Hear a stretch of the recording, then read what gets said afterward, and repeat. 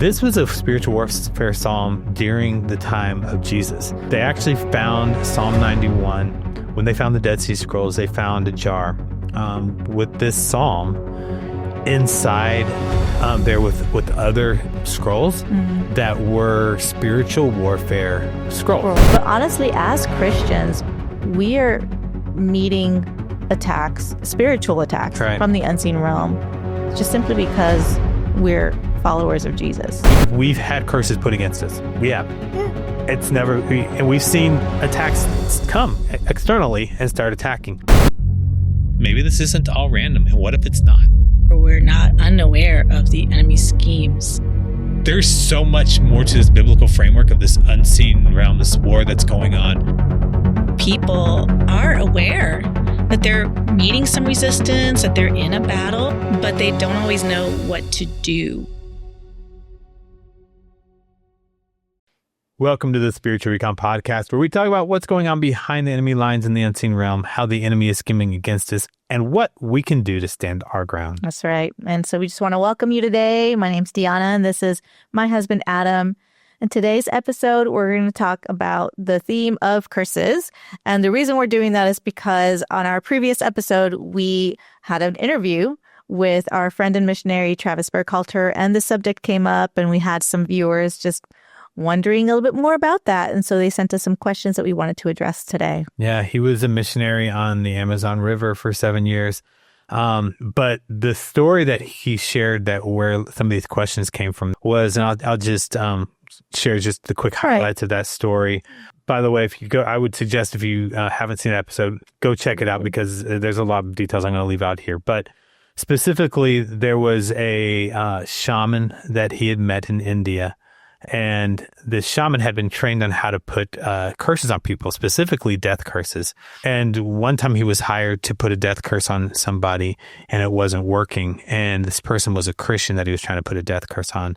And he had gone to his mentor, and his mentor had given him some other advice on how to do this. And it still wasn't working. And his mentor finally was like, well, who is this person you're trying to put a curse on? And he said it was a person who followed this God, Jesus. And his mentor, the mentor of the shaman was like, yeah, I don't think that you're going to be able to do this death curse on him because of the God Jesus that he follows. Right. And well, he became a Christian because of it. And so the shaman actually, ultimately became a Christian. Yeah. But the idea was that there was some type of protection on this Christian. Yeah. So the questions that started coming into us was about these curses. And I think we're going to talk about 3 of them today. Yeah, we have 3 questions for today. It's, can Christians be cursed? What's really happening in the unseen realm when someone sends a curse? And how do I protect myself and my family from curses and spiritual attacks? So we'll address all 3 of those, but we'll start off with the first one, which is, can Christians be cursed? Okay. So what do you think about that? Okay. Do you want to jump on first, or do you want me to start? Yeah, well, I want to just first of all say a definition for what it is, just so that we know we're all on the same page. Yeah. So a curse is when someone intentionally invokes demonic power meant to bring harm, sickness, or misfortune on somebody. Yeah. So that is what a curse is. But also when we talk about curses, that is something that's, yes, intentionally being done to harm somebody else. But honestly, as Christians, we are meeting attacks, spiritual attacks from the unseen realm, just simply because we're followers of. Yeah. And so this is something that is, I mean, a curse can be a part of that, but it's not always going to come in a curse form. We're just being attacked because we are Christians. Yeah. And we're trying to follow God. I think we can. I think Christians across the board, Ephesians 6 talks about how our fight is not against flesh and blood. So there is attacks that come against Christians from the unseen realm. And so the idea of a curse is someone's intentionally trying to send a demonic attack. Right. But we also know the enemy schemes against us and sends attacks without other people's involvement. Right. So I guess the answer to the question, can Christians be cursed? Can somebody do a curse and send that towards a Christian? Yes. Yeah. So 100%.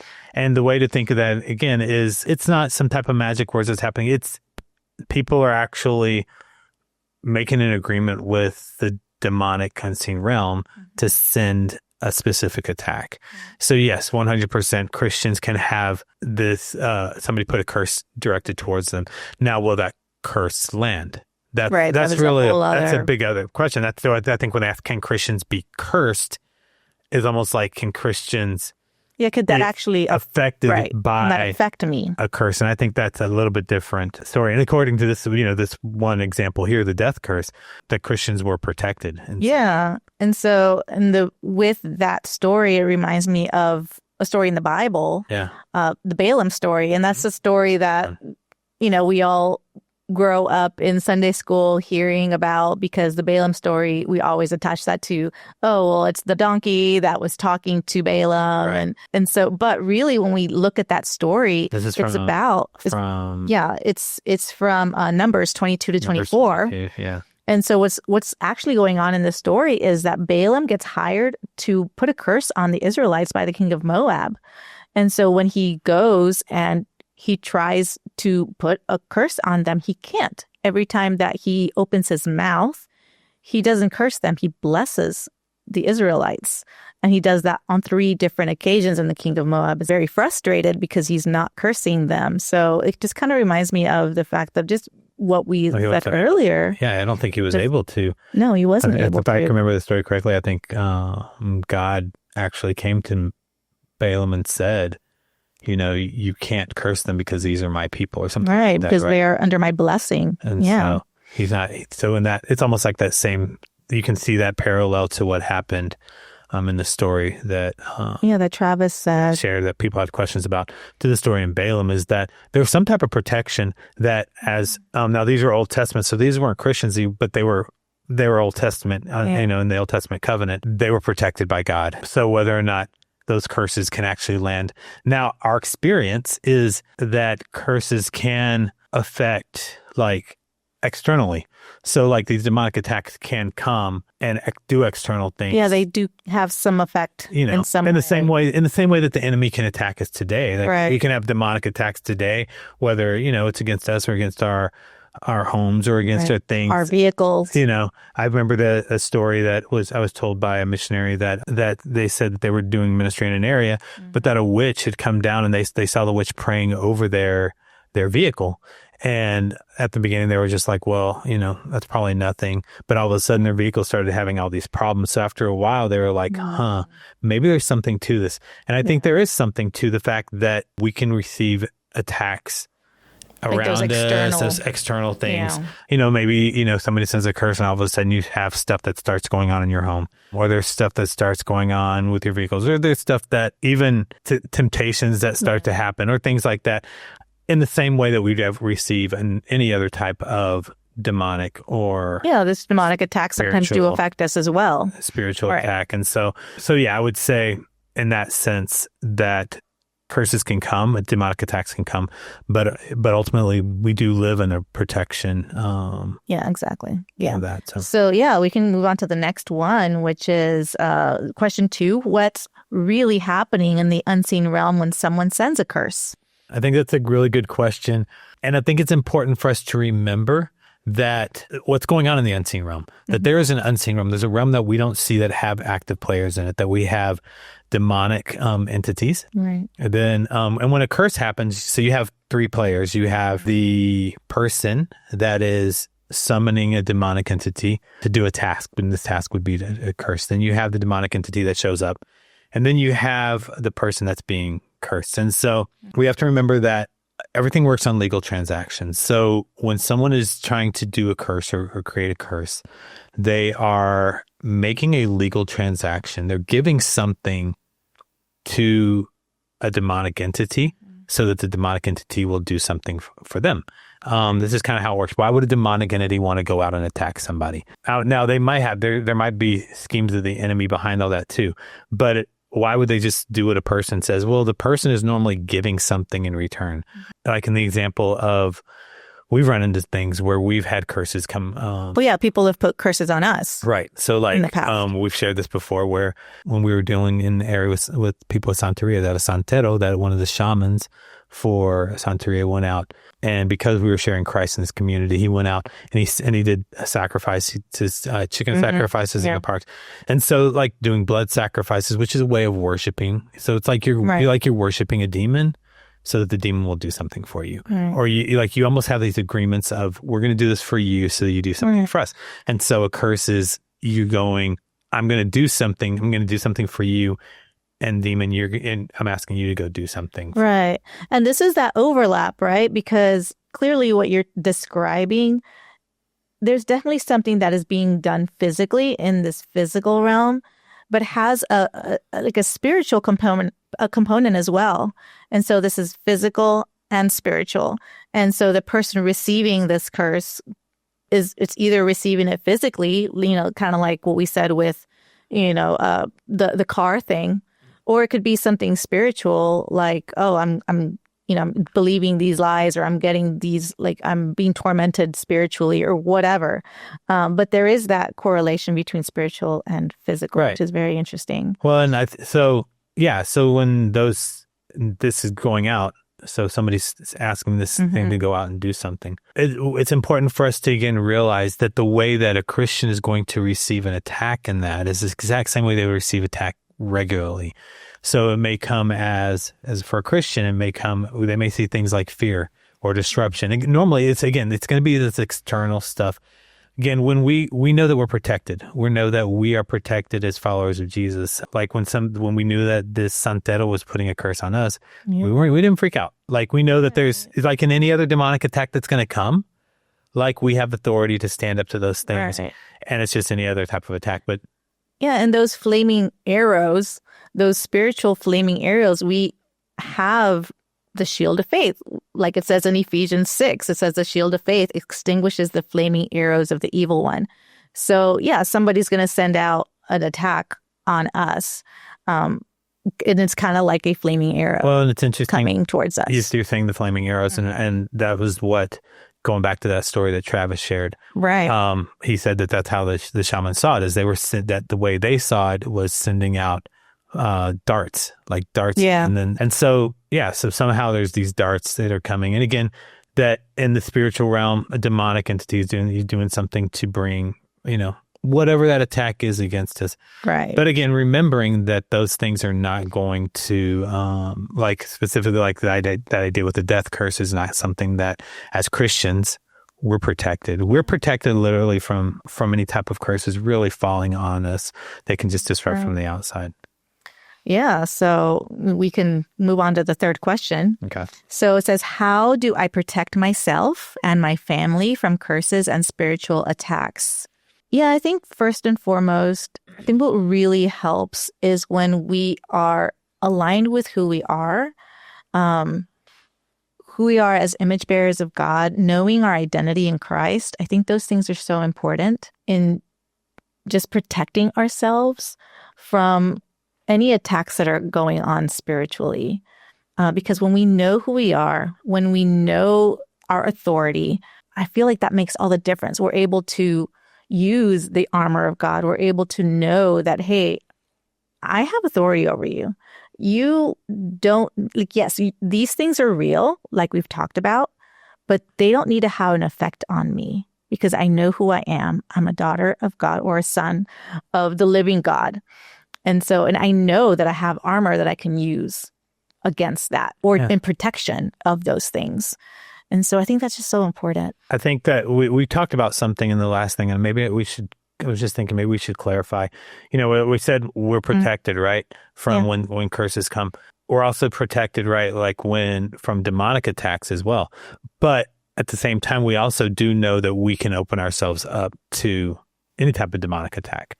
Like we can have open doors. We can do things that... Well, yeah, you talked about the legal agreements the legal right. But we can give legal rights. And so when any type of attack, so even a curse that comes, let's say it's fear, that somehow is fear that comes, we can give that legal ground and still be affected by that. So believe it. So I want to go back and clarify that can we receive the attacks, from curses? Mm-hmm. Well, there's different ways it can affect us, especially if we open ourselves up to those things and accept those in. And I think that's part of what Paul talks about in Ephesians 6, right? It says to put on the full armor of God so that when the day of evil comes, we can stand your ground.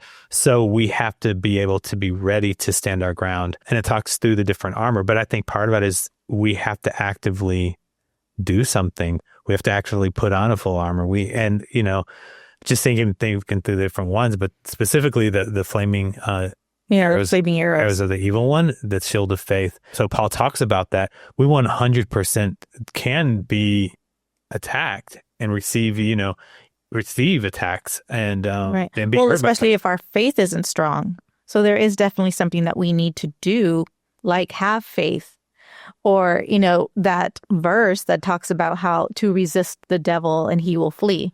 Well, there is something that you have to do there. Right. You have to resist the devil. If you don't resist the devil, if you give in to the lie, if you give in to the temptation, if you give in to that, if that attack that's coming against you causes fear and that fear really sets into your heart, then it's going to have an effect. Right. You've already given that fear or that attack legal right because you've agreed with it. And I think that's what I was trying to get at when I was talking about our identity, knowing our authority. Those things are so important. Knowing that you have the armor of God that you can use as a defense. Well, and specifically understanding that what are these flaming arrows of the evil one, flaming darts, whatever it is from the Ephesians 6 passage. Those can be like the curses that people are sending. Those are the demonic attacks. Those are the curses. How are we stopping those things from hitting us by using the shield of faith? But we have to use those things. We have to actually be equipped and be ready to do that. So when you were asking the question, how do we protect our families? How do we do those things? It all really comes down to two things. I think it comes to, number one, recognizing that we have the armor, recognizing our identity of who we are, that we are already victorious, that we are already coming from a place of victory. Right. But number two, making sure that our intimacy with the Lord is close. It's both of those things together that's really going to, so instead of being fearful of, okay, what do I need to do? Now, we've done things when we've seen attacks come in our home, and we've shared this with other people, that attacks come. Maybe the curses come. Maybe there's things, like there's a curse, there's an object that you were given, and there's a demonic attachment. We got to get that out of our home. Or we need to go over our house and we need to pray for things. There's active things you can do, 100%. But I think that first step isn't those things. It's being intimate, your intimacy with the Lord, making sure you're close with Him, and then also making sure that the things that it talks about in the Ephesians 6 and on the armor of God, that you're putting those things on. Right. I just want to say what those are. It is the belt of truth. So the lies, you can't believe those lies. The breastplate of righteousness, knowing our right standing before God. The gospel of peace, the shield of faith, which we've already talked about. There's the helmet of salvation and the sword of the Spirit, which is the word of God. So all of those things are things that we can use in defense of. And I guess the sword is something that we can use in opposition to. I want to say this too. I've heard people as they've talked through this, different opinions and stuff. I would say this is not something that's like a magical phrase or magical thing you pray through. Like I've heard people I've heard people say that. Let's pray on the armor of God every day so that we're protected. I think that's You've got these magical words that we say every day. I think that it's actually things that these are identity pieces that we put ourselves in, that we know who we are and how we walk in the authority that we have, and recognizing those things. And it's walking in those things. The one example I was kind of thinking about was when we go out of our house every day and we get in the car to go drive somewhere, we buckle our seatbelts. Why do we buckle our seatbelts? Do we buckle our seatbelts because we're afraid that because we do it out of fear? I don't think we do that out of fear, even though we know, like if we're in an accident, we're prepared and we're ready for if we're in an accident. I think it's the same thing with like the armor of God. Like why do you do these things? Is because we're fearful. It's not because we're fearful. It's just we realize these attacks are coming, that flaming arrows of the evil one are going to come, that these things are going to come against us. And so understanding these things will help us to be prepared. Well, also when we're the armor of God is there, not because we're afraid, but it's there for us to use when attacks come. And so I think that's why God gave us that, the armor of God. Yeah. And so that's the way I think we participate in that. I do want to throw one other one in there, which is an interesting. So we have, what are the active things we do? We need to put on the full armor of God. But I want to bring a psalm in here. Psalm 91 is a psalm that people are familiar with. It's the one that starts off that says, "He who dwells in the shelter of the Most High will abide in the shadow of the Almighty." A lot of people have heard this one. I would suggest going and reading this because it's really interesting that Psalm 91 was a spiritual warfare psalm. Now, it's not me just saying, today we think it could be a spiritual warfare psalm. This was a spiritual warfare psalm during the time of Jesus. They actually found Psalm 91. When they found the Dead Sea Scrolls, they found a jar with this psalm inside there with other scrolls that were spiritual warfare scrolls. Yeah. They were ones of how to come against demonic forces. So Psalm 91 was actually considered a psalm that was used to come against demonic forces. It's That's interesting awesome. when you go down through the different things. I'm just going to read parts of that real quick, but I would suggest people look it up too. I'll probably put it on the screen here as I read it. But it says, "He who dwells in the shelter of the Most High will abide in the shadow of the Almighty. I will say to the Lord, my refuge and my fortress, my God in whom I trust. For he will deliver you from the snare of the fowler and from the deadly pestilence. He will cover you with his pinions, and under his wings you will find refuge. His faithfulness is a shield and a buckler. You will not fear the terror of the night, nor the arrow that flies by day, nor the pestilence that stalks in darkness, nor the destruction that wastes at noonday." And one of the things I just want to point out, which is really interesting, is that in the ancient Near East, when this stuff was written, these words here, these words for terror of the night, the arrow that flies by day, the pestilence that stalks in the darkness, the destruction that wastes at noonday, these are words that refer to Canaanite deities. These are actually demonic deities that when they would have read this and they would have seen it, they would have seen it as, so this is literally the thing we're talking about, that when demonic entities are coming against you, and again, it's really interesting, and I wish we had time to go through all of those to what they mean, but they do. They refer to different Canaanite deities. So what are the Canaanite deities? They're these demonic spirits, right? Right. So this is being written to say that these demonic entities, that they can't do anything. It says, again, you will not fear the terror of the night, a demonic entity, nor the arrow that flies by day. This is related to spiritual demonic attacks. Right. Nor the pestilence that stalks in darkness, another deity that brings pestilence, nor the destruction that wastes at noonday. Again, these are demonic spiritual attacks. I would suggest you go look at and go do research, but these words actually refer to Canaanite deities. Yeah. I thought it was really interesting because verse 10, you didn't read that one, but it says, "No harm will overtake you. No disaster will come near your tent." And so that's really powerful if this, chapter is talking about demonic deities. Right. And it's 9. Look at verse 9. It says, "Because you have made the Lord your dwelling place, the Most High, who is my refuge, no evil shall be allowed to follow you, no plague come near your tent." And here's what's interesting with that. Powerful. I just want to kind of talk through that real quick, is that people have evil come against them, right? And plagues, say people get sick. So that it's not specifically talking about no evil is ever going to come and no plague, no sickness is ever going to come. It's talking about these deities. It's talking about these spiritual attacks that are going to come, that if they come your way, that they will not attack you, they will not harm you, because you've made the Lord your dwelling place. The Most High is your refuge. And then just continue in 11. "For he will command his angels concerning you to guard you in all your ways. On their hands they will bear you up, lest you strike your foot against a stone. You will tread on the lion and the adder.